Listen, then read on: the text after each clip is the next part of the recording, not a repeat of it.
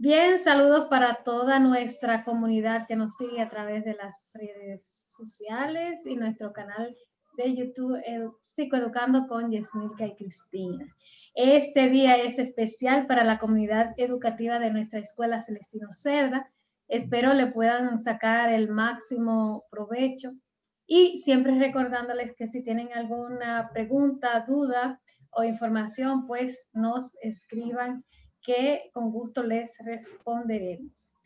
Este día nosotras estamos felices porque tenemos otra colega nuestra que es Wendy Reyes. Ella es psicóloga, especialista en trauma infantil y de adulto. Muy buenas noches, Wendy. Qué gusto, para mí es un placer compartir este espacio. Gracias a ustedes por invitarme. Sabe que estamos en familia, digo que nuestra comunidad, el área de psicología es una gran familia y siempre estamos prestos a colaborarnos unos con los otros. Así claro que sí. Para nosotros un placer tenerte, una bendición escucharte y yo sé que ese mensaje que trae para todos nosotros va a ser de gran provecho. Gracias. Excelente, gracias a ustedes. Bien, pues como todos nosotros sabemos como país, conmemoramos el día y el mes de la familia y el día de la no violencia. Y ya para finalizar, pues el día de hoy tenemos un tema muy importante e interesante para nosotros como país, como sociedad sobre todo, y es los traumas de la violencia intrafamiliar.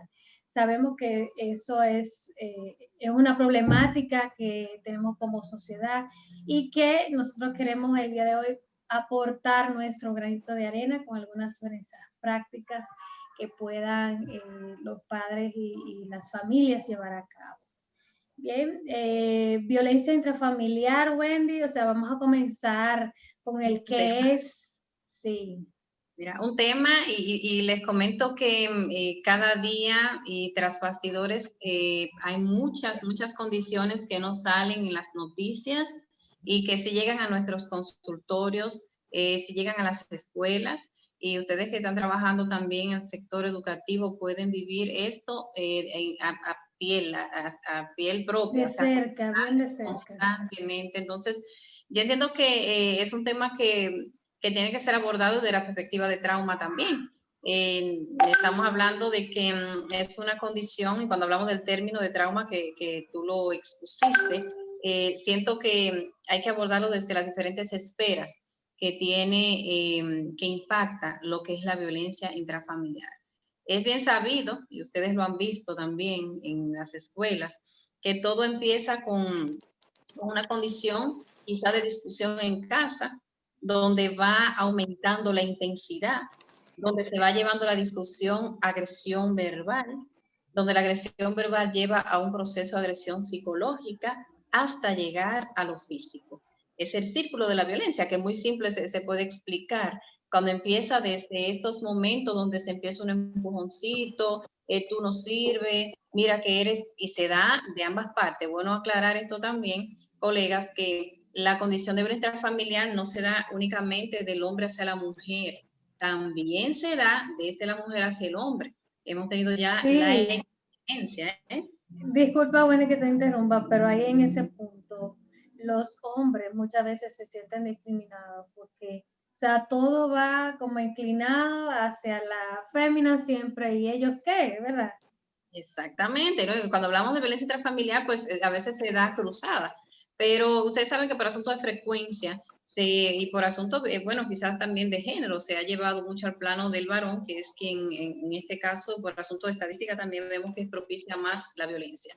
Tú me dices, Wendy, ¿cómo afecta la parte de trauma? ¿Cómo se cruza esto con este proceso? Porque no solamente vamos a hablar de las consecuencias psicopatológicas per se, o sea, del momento, sino cómo esto trasciende la línea del tiempo y cómo tenemos una persona, un niño o un adolescente que ha sido víctima de violencia, aunque no haya sido violentado directamente, pero ver a uno de sus padres agrediendo al otro, pues esto afecta de una manera increíble a largo, bueno, en la línea del tiempo, como le digo, puede tener consecuencias a largo plazo. Pues tenemos aquí 3 esferas que me gustaría compartir, ya que tuvimos la experiencia, que quiero compartir con ustedes también.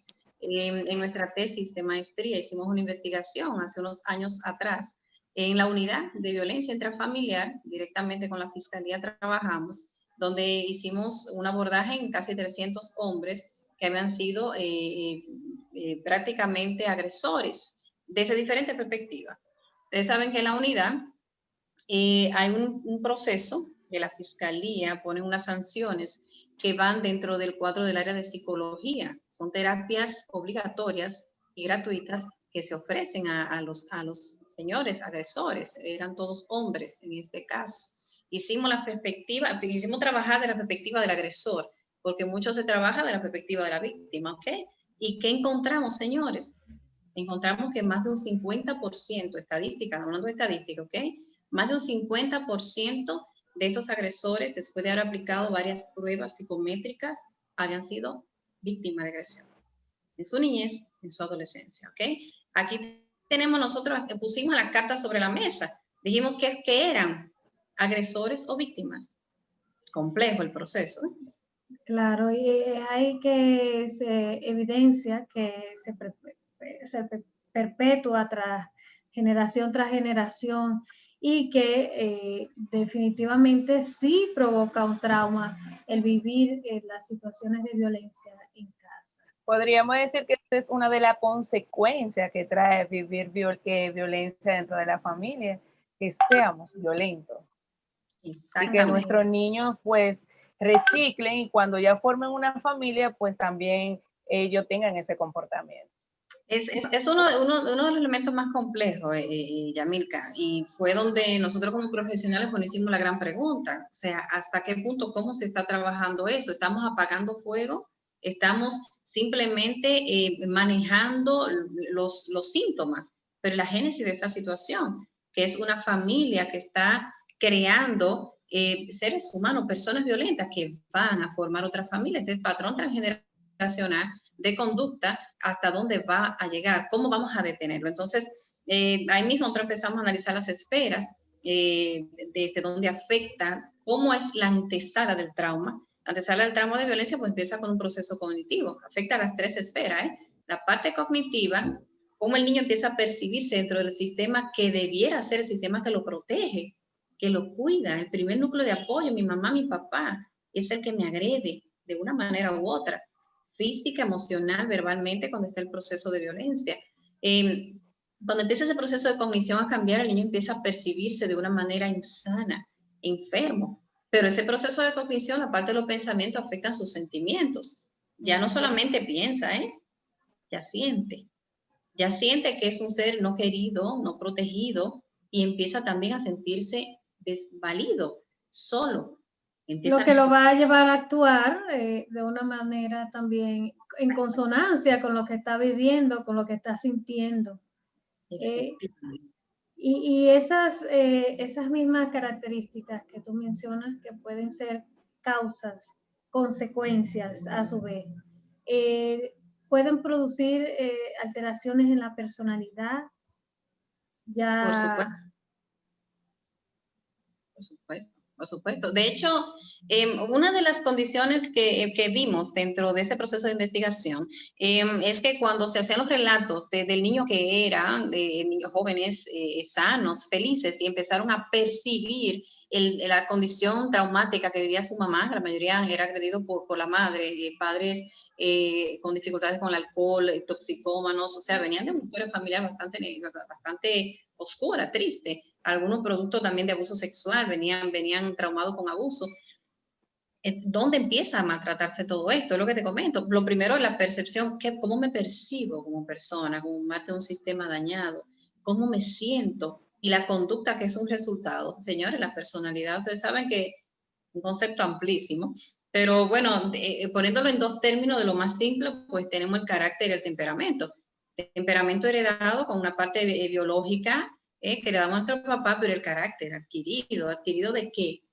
En medio agresivo, en medio de un proceso de desvinculación, quizás emocional, porque el niño empieza a desvincularse de la parte agresora. Entonces, ¿cómo empieza ese niño a forjar esos elementos de su personalidad con temores, con soledad, con Y angustia. quizás a no sentirse parte, o sea, a ese sentido de pertenencia, pues no se desarrolla, porque no se cree que es parte de esa familia en la que está desarrollándose, en la que está viviendo. Y que en la familia es que aprendemos todo lo que somos. Imagínate. Exactamente.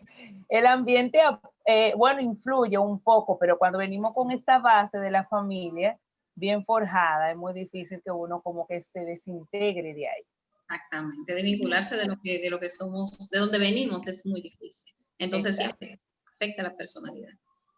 Y en cuanto, Wendy, en cuanto a el asunto de el sexo femenino, masculino, ¿se percibe diferente? ¿Se podría vivir diferente? Por supuesto, por supuesto. Mira, cuando hablamos de violencia intrafamiliar, hay variables que son significativas a la hora del abordaje. Por ejemplo, hablamos de la perspectiva del terapeuta hacia el paciente o hacia quien va buscando la colaboración. Cuando tenemos un niño, un varón, ¿ok? Influye todo, influye la edad, influye el sexo, influye muchísimos elementos, las condiciones demográficas, o sea, todo influye. Cuando tenemos un varón que viene producto de un ambiente de agresión, tenemos un niño que puede traer consigo un código que lo puede llevar, como hablamos hace un ratito, tenemos un posible agresor, ¿ok? Mira cómo lo percibe, por una condición de género, ni siquiera de sexo, es una condición de género, porque tiene que ver con esas asignaciones que son dadas a cada uno de los sexos, que eso es género. O sea, ¿qué me corresponde a mí como mujer?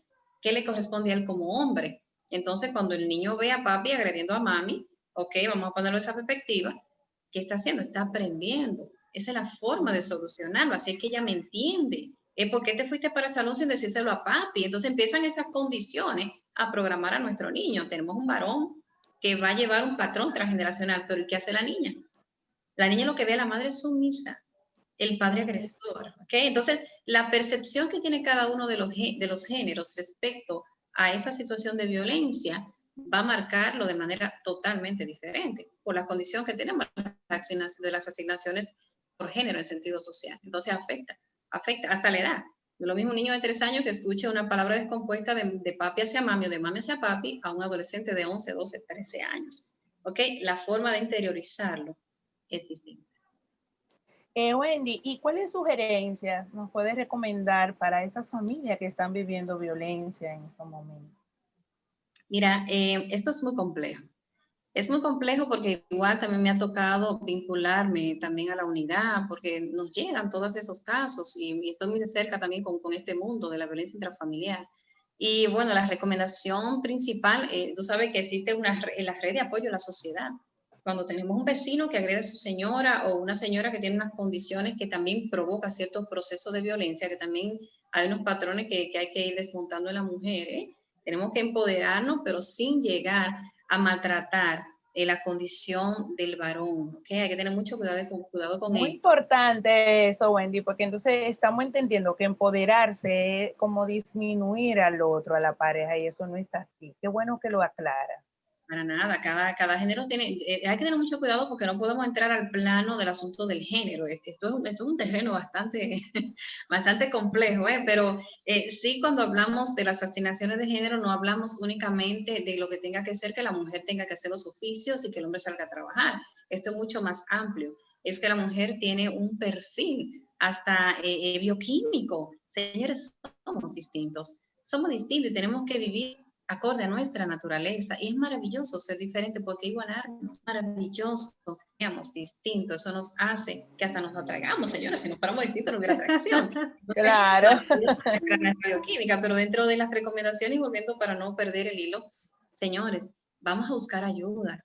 Nosotros, por ejemplo, en un momento determinado vamos a colaborar. Desde la escuela tenemos nosotros un campo amplísimo. A una distancia, como estamos trabajando, podemos hacer proceso de psicoeducación. Considero que ese es el punto ahora mismo para poder atacar lo que es este círculo vicioso de violencia.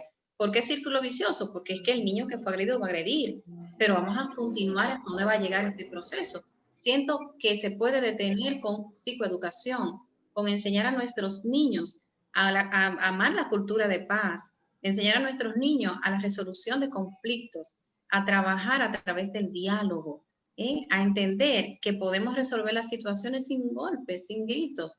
Entonces, si enseñamos a nuestros chiquitos, la escuela es, para mí, el punto, el eje central de este proyecto.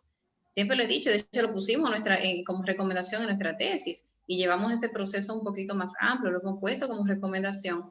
Vamos a trabajar desde la escuela, vamos nosotros en nuestras manos, señora, los psicólogos hay mucha responsabilidad, ¿ok? Claro, Y podemos hacerlo, podemos. En la escuela que trabaja quizás 300, 400 familias podemos tocar y esas 400 familias al menos una va a tocar. Es decir, que tenemos mucho donde trabajar. Y también las escuelas, las iglesias, es otro punto de apoyo social. Y yo digo, Wendy, que si papá y mamá tienen una relación más cercana, papá y mamá se respetan, se toleran, se aman, le demuestran eso a sus hijos, pues eso ellos van a aprender a hacer cuando ya formen una familia. O sea que es nuestra responsabilidad enseñarle un buen trato. Yo creo que tenemos que vestirnos de padre y asumir esa responsabilidad y criar con una cultura de paz. Así debe ser. Pues bien, muchísimas gracias, Wendy, por ilustrarnos con este tema que yo sé que muchos le van a sacar provecho que nosotras nos propusimos, ¿verdad? Y que uno tira la siembra, como dicen en el campo ahí en la tierra, y algunas germinan, otras no, pero debemos sentir la satisfacción de que en aquellas que germinaron, pues nosotros hemos podido lograr nuestro cometido. Muchísimas gracias por estar con nosotros, por compartir este momentito. Yo sé que es muy corto el tiempo y este es un tema que, es verdad, que tiene mucha tela por donde cortar. Sí, muchas cosas para servirle. Qué gusto. Muchísimas gracias. Un placer. Una bendición tenerte. Para mí ha sido un placer. Gracias a ustedes por la invitación y sigo a la orden. Estoy aquí para servir. Claro, claro, gracias.